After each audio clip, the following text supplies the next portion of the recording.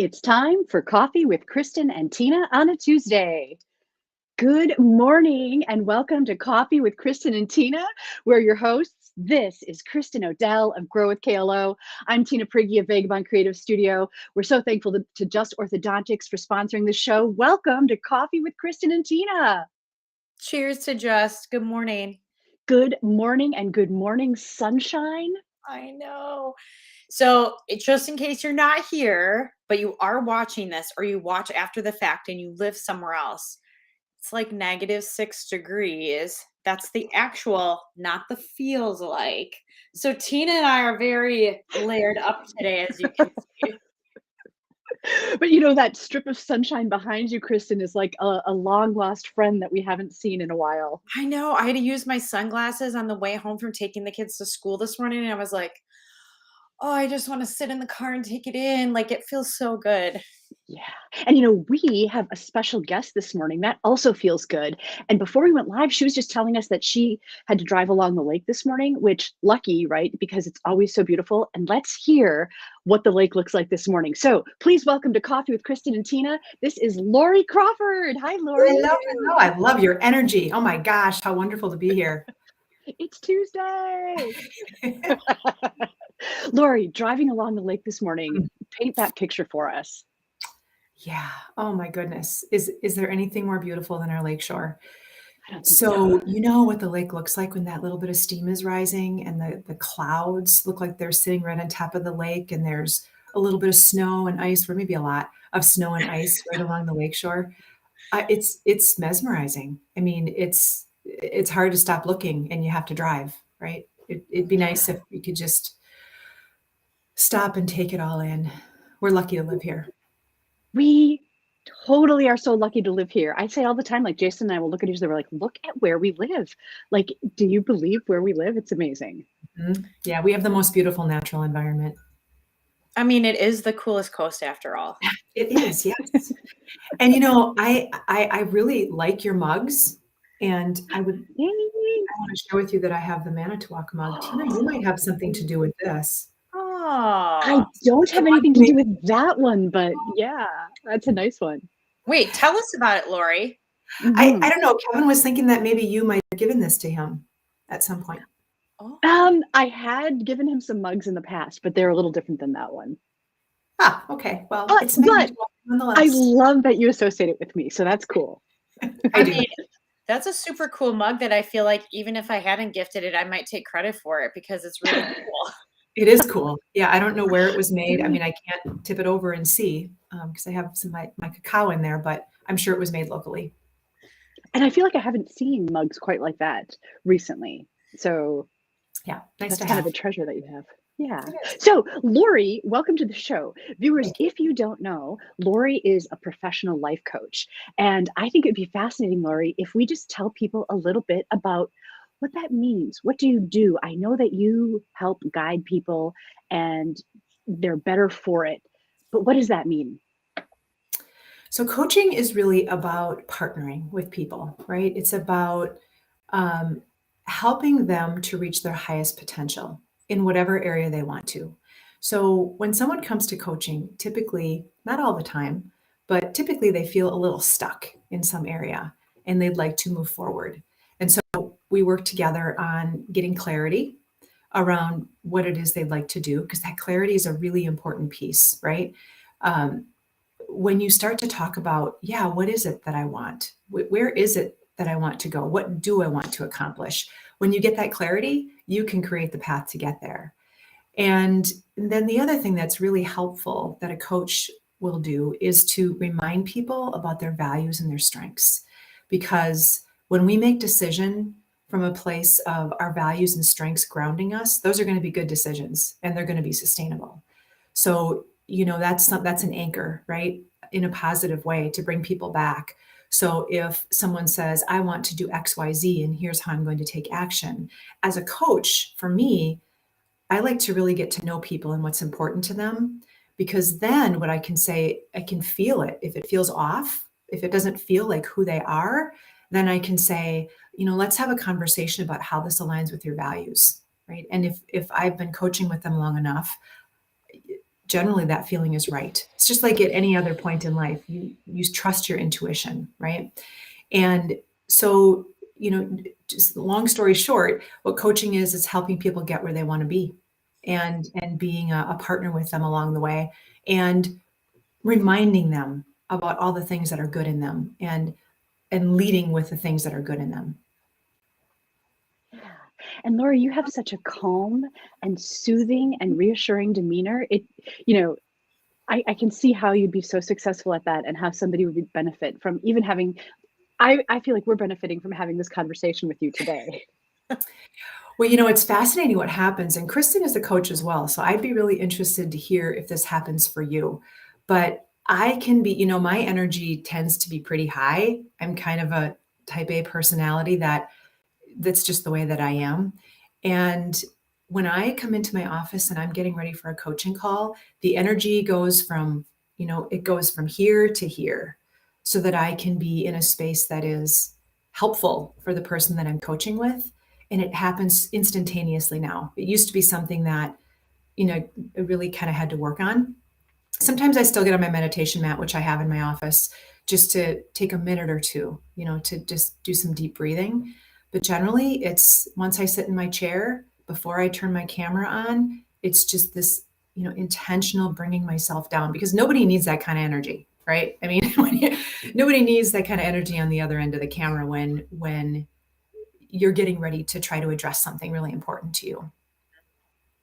Yeah, I agree with that, Laurie. I actually feel like they're coming to us because they need somebody that is grounded and Mm-hmm. can be thoughtful and kind of fill in where they maybe have, I don't want to say misstepped, but like they're looking for that validation and that support to move forward. And if we're not grounded in what we're doing and what our presence is, it's almost impossible to bring that support to them. Yeah, absolutely. And speaking of presence, I actually have that's one of my values, and I have it posted right next to my computer. And it's something that I look at every morning. Speaking of grounding, right? As a reminder, especially if I'm feeling a little funky, right? If I'm feeling irritated, if I'm feeling any kind of other way, then I look at my values and remind myself about how I want to behave in the world. Because you know what happens, right? We have those days where we're not our best. And just looking at that list makes me go, oh yeah, okay, yeah. Remember who you are, be present, all those things. Yeah. I love how you just talk about the presence and like getting into that mindset. And I think, we hear this from athletes a lot about getting ready for a game and different things. There's Mhm. kind of this process that you go through to kind of settle in. How did you create that process? Oh, are you talking about wait a minute, let me get this right. Identifying my values or the process of getting grounded? The process of getting grounded.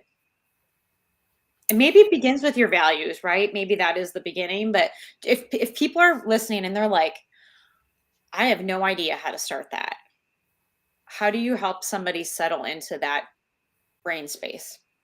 So one of the things I noticed a long time ago when giving presentations, when I first started doing it, was how nervous I felt, right? And how when I was observing somebody who was nervous, it made me feel nervous and I couldn't pay attention to the content, right? And so I thought, all right, if I feel nervous and then I can't pay attention, I really just want this person to succeed. I just want them to find the place within them to get centered. And that has stuck with me. So if I'm communicating with somebody, if I'm all jazzed up and what they really need is for me to be calm and grounded, I'm not being helpful in any way, shape, or form. So, and the same thing with kids, right? We all have kids. I have grandchildren, and if I'm elevated, it's really hard for them to get. What I want to do is bring them down to a place where they can make good decisions. And that's anyone, whether it's a friend or a family member or someone who I'm coaching. If I'm going to be helpful, it's about helping people find the energy that works for them so that they can make good decisions. So, to answer your question, I think it was just having that experience in the audience, recognizing what that's like. And so, it recently came up with a client who was getting ready to give a presentation, and I shared that with her, that experience. And we talked about it afterward, and she said it was amazing how it shifted things for her. that she didn't want other people in the audience to not be able to hear what she was saying, right? So that meant that she had to do the work in preparation. And because we know if you're prepared and you plan, you're going to be nervous for a couple of minutes. But if you know your content, that's going to go away after a minute or two. So there's preparation, there's planning key, and it's also just tapping into how do I want to show up for this person in a way that's going to allow them to be the best that they can be. I love that. You're so inspiring, Laurie. I love it. Hey, Well- okay, Kristin, Laurie, you're both coaches. Does a coach ever need a coach? Yes. Yes, all the time. All the Actually, time. here's a fun fact about Laurie and I. We tend to get together maybe about once a quarter, and I'm not going to say we coach each other because I don't think that's what it is, but we have beautiful, lengthy conversations that usually go about 2 hours, but really could go like for hours and hours on end. And, that's a way that I get filled up. I have a number of different coaches that I work with on the side because as much as like our clients want to move forward, I also as an individual want to move forward. I'm certain Laurie wants to continue moving forward in her talents. And in order to do that, there has to be like this feeding system that comes in. And so the answer is yes for me. Mm-hmm. Well, and I learn from other coaches' styles, right? Especially master coaches. And it shifts you when you're being coached and you realize that something really worked for you, then you take that and you use that in your own coaching. So, and we're all always working on something. I mean, I've always got something that I'm trying to improve or enhance or discover about myself or whatever it might be. We're all in that learning and growth space. I hope we all are, because as Kristin said, right, we're humans, we're always growing. And I certainly am not the same person. Well, I shouldn't say same person. I don't approach things the same way as I did 5 years ago or 10 years ago. And that's as a result of being intentional about learning. So yes, definitely coaches have coaches and they're amazing. Yeah. And I would even say, I just had a recent experience where like I'm working with somebody who is helping me on my well-being, a nutritional and like fitness coach. But something that I'm working on with that person unlocks something else in me in my business coaching and my strengths coaching. I was coaching a strengths client and all of a sudden this like thing unlocked in me. And I'm like, I have to write this down right now. It's this very bizarre experience, but it was from the well-being coach that allowed that to unlock on the other side. So it was, I mean, it happens all the time. Yeah. Yeah, that moment of inspiration. What I'm really hearing both of you say is that connecting with others, having these conversations, leads to those moments of inspiration, leads to that self-exploration and possibly change and growth. And I think that's a natural lead-in almost to talking about the Women's Summit that's coming up, because that's sort of one of the goals, right? Mm-hmm. May I comment? I'm not sure if you're talking to Kristin or to me. No, you go, girl. Laurie, this is your moment. We've teed you up. Please tell us about what you're going to be speaking about. So I'm really excited for this summit, and I love women's events. I love when women come together and can learn from one another and challenge each other, because that's important too, right? The specific thing that I'm going to be talking about is own your power. It's my mantra. My tagline is own your power, make meaningful changes, and thrive, right? So owning your power is really about, it's different for each person, right? So for me, the thing that I really, really, really want to work on might be boundaries. For someone else, it might be speaking up. For someone else, it might be getting clarity about their values and about their strengths. So I'll be sharing the areas where I've seen in my coaching that it's the areas where if someone is owning their power, there are certain things that you see. There are certain things that they're doing. So I look at it like the roots in a tree, right? If you're building that root system, and when those roots are strong, the tree can stand up. Then you can start making changes, and then the leaves can start to be that bright green, and that's where you're thriving. And when things go wrong, you know what to go back to. And you remind yourself, oh yeah, that's right. Oh yeah, okay. I'm not honoring my boundaries, or I'm not speaking up, or I'm not living my values. That's right. Okay. I did that work. Go back to that work and let's step into it again. And then, make the changes and then thrive again. And it's just this cycle. So it's what I'm going to be talking about is all those areas and which ones apply to you. Which ones do you feel like you want to expand on? And you notice that I'm saying the word want instead of need. That comes up in coaching a lot. So whenever I hear myself or I hear anyone else say, I have to, I need to, I must, then I should. Yep. The coaching language. Are you shitting on yourself again? Just kind of take a step back and say, okay, that's great. Maybe I should, or maybe I have to, or, need to, maybe I feel that way, but what do I really want to do? Right. So perhaps it's, oh gosh, I really need to go to the grocery store. And it might be followed up with, okay, so what do I want to do? Well, you know what? What I really want to do is I just want to go to the coffee shop and get a cup of coffee. I want to go grocery shopping tomorrow. Fill in the blanks with whatever else it is that you say you need to do. There's so many things that we feel obligated to do that nobody else asked us to do. We just take it on. And then we decide that it's a need or a should. So we'll be talking about some of those things too and trying to shift that language. And I do it all the time. Whenever I hear myself say one of those three words, instantly now it's a habit. Okay, that's great, but what do you want? And when we start to get clarity about what we want, then we can start to take different action. Because, it's so, sometimes we resent people, right? Because we're doing things for them that they never asked us to do in the first place, but we've just taken it on. And so what do you do about that? How do you change it? You ask yourself what you want and keep asking yourself what you want until you can feel you're being honest with yourself. And then you can make changes. That's so powerful and good, Laurie. And that just self-honor. It also reminds me of something that you posted yesterday. I saw this. It says, what about this is happening for me rather than to me? Yeah.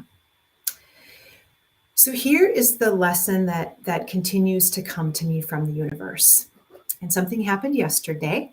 It's another opportunity to remember it. I move quickly. Everything I do, I move quickly. I'll be in the grocery store, racing through the grocery store, and I'll have this moment of, where are you going? Why are you moving so quickly? Slow down. What's happening here? I will be getting ready in the morning. I give myself plenty of time before my first coaching call, but I'm racing through the shower. I'm racing through my hair. I'm racing through. And there are times where the universe will, give me the lesson of stubbing my toe to remind me to slow down or whatever. Yesterday, it was that I was racing again for no reason. I was going nowhere. And I made myself a cup of cacao and it got a little lukewarm. So I went to go put it in the microwave and spilled. I, smashed it up against the microwave because I was moving so quickly. And I laughed out loud and just said, okay, all right, there is another message from the universe. So that's for me what that quote, and I don't know who said it, represents, right? So when something, or driving in a car, when I get frustrated being behind somebody who's moving slowly, what about this is happening for me? It's an opportunity for me to remember to slow down, right? Or the frustrations that show up in our lives. What is the lesson here? Or what is it teaching me? And I'm really talking about the everyday average things, right? I'm not talking about tragedies, a whole different story. So what about those little frustrations throughout the day? It could be, it might be helpful for me to take a little bit more time to plan. I'm so hurried in the morning. I feel like I'm, just trying to pull everything together. Maybe it's a lesson in preparing and planning. It's different for everyone. I'd be curious to know what lessons have shown up for the two of you recently where you would say this is happening for you instead of to you. Well, Laurie Crawford, full disclosure, I think of you every time I get behind a slow pokey car now. And this is like, you and I had a conversation about the slow car like years ago. And I am now like, what would Laurie do? And I find myself praying. I find myself like, okay, who can I think about right now? Or, is it really important that I'm in such a rush to get wherever I'm going? I do think, what would Laurie do? And it makes me pause and think about, like, can I have a gratitude moment here in the car? Like, this just gives me that little moment of time to. It makes me think there's a quote that I often repeat, and it's, the universe is always conspiring in your favor. So when I find myself, blocked in some way, right? Something is slow ahead of me, or I'm not getting the result that I was expecting I should. I have to remind myself sometimes, don't force it. Like the things that we have to work too hard at to like force to happen, it probably wasn't meant to be that way. And I find that when I remind myself of that, and if I step away from what I thought I needed to force to happen and do something else, then it suddenly comes easy and smooth. And I'm like, looking back, I was not meant to take that path. It was blocked for a reason. And oftentimes, you're behind a slow vehicle or something like that. One time I was traveling and that happened, and, so we were kind of grumbling and we're like, well, maybe there's a reason. And then sure enough, there was an accident up ahead that if we had been on time, if we had been on the bus we were supposed to be on, that would have been us, right? Like, it's just an important reminder that sometimes the universe works in your favor and you just have to trust it. Yeah. And you can work really hard for something that you want, right? And then there are times where it's a surrender moment. Is this the time where I just need to let it go, let it be? If it's meant for me, it's going to come to me. It might be 6 months from now. It might be a month from now. It might be tomorrow. Just let it go. So Laurie, I think your message is so important. I know specifically to the Women's Summit, I think a lot of moms who have given everything to like make babies, carry babies, have babies, raise babies, some of them working alongside of that. And that question about like, what do I really want? Or how can I even just for a moment pay attention to the universe a little bit more today? It's really, really hard to come by. And I think about how meaningful this session could be for some of those women who they don't know what they want anymore because they've just been in a very servant, beautiful role. I don't want to take anything away from that role that they play, but they're trying to unlock like, what is the next version of me? What does that look like? And I really feel like this session is going to hopefully unlock some of that for moms and entrepreneurs that are out there wondering. One of the things that's really helpful is to find time to be with self, right?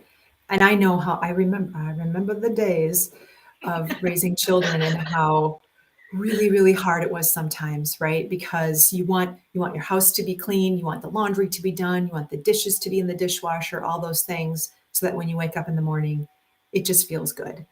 And then there are days where you say, forget it, I'm not doing any of it, I'm just going to bed, and it'll be what it'll be. And it is hard to find those moments. Kristin, the conference that we were at recently, I don't know if we were in the same session, but I have the time now. I have the luxury now to have that time and space because I'm not raising children anymore. And so sometimes I forget. And we were in this session and the person leading the session said, I want to take 1 minute for all of us to close our eyes and be silent. Literally 1 minute. Everyone in that room felt the reset. 1 minute of just sitting still, closing our eyes, breathing, and no sound. And I thought, whew, okay, that's powerful. I know the power of silence. I know the power of sitting on my mat for 5 minutes, but I never thought a minute would do it. So one of the things that I recommend now when they feel like they don't have the space to just be, you can do that minute anywhere. And I mean, we know how quickly a minute flies by, but it feels like 5 minutes. It just feels so luxurious. And when you're able to take a time out, everything works better.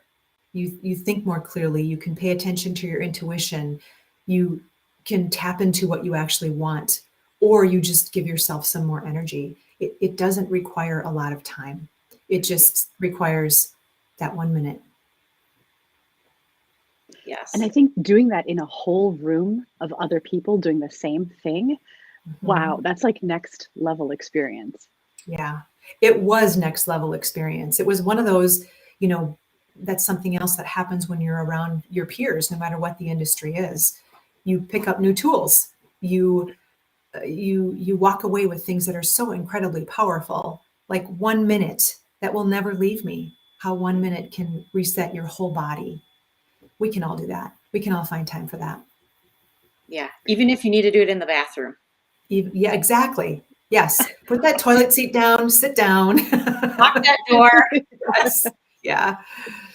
But even when you do that, sometimes there are little knocks at the door, right?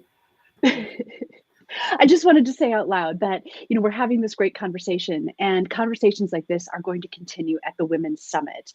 I'm just going to put up this picture. The Women's Summit is coming up on Saturday, February 25th.